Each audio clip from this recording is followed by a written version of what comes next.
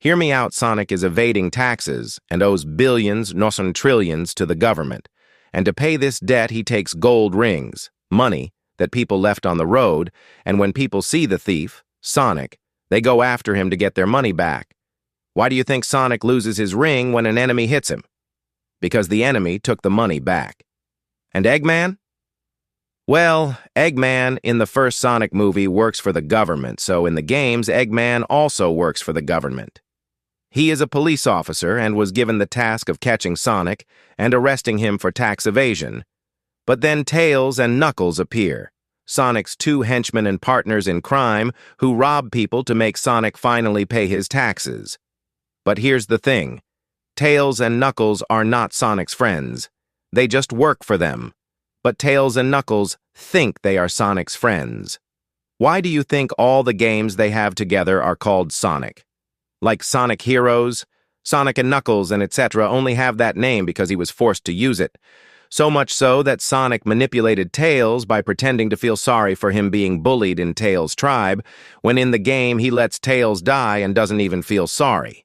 And Sonic tried to steal the emerald that Knuckles was saving to pay the tax, but Knuckles didn't like it and went after him. But since Sonic is a manipulative bastard, he made Knuckles join Sonic's side.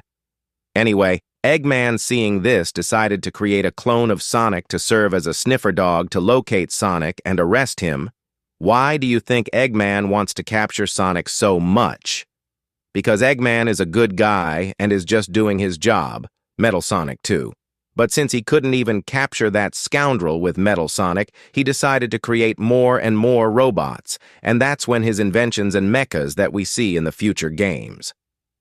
Speaking of the movie, in Movie 1, Sonic is seen changing places because the police are after him. He went from Green Hill Zone to that little town there, and he is seen living in a kind of cave. And what's in there? Things stolen from other people.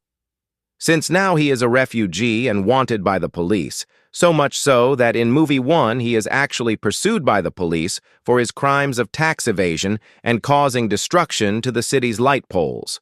But as always, Sonic manages to manipulate the corrupt police officer, making him adopt Sonego and his henchmen in the other movies. Now Shadow? Shadow was part of the police somewhere else. If you doubt it, remember that Shadow in the third movie is being guarded by the government because he is part of the government. And he realized the damage that Sonic was doing, because crime is something that you don't do. So he decided to leave the government bunker and go after Sonego with his own hands, so much so that he even wanted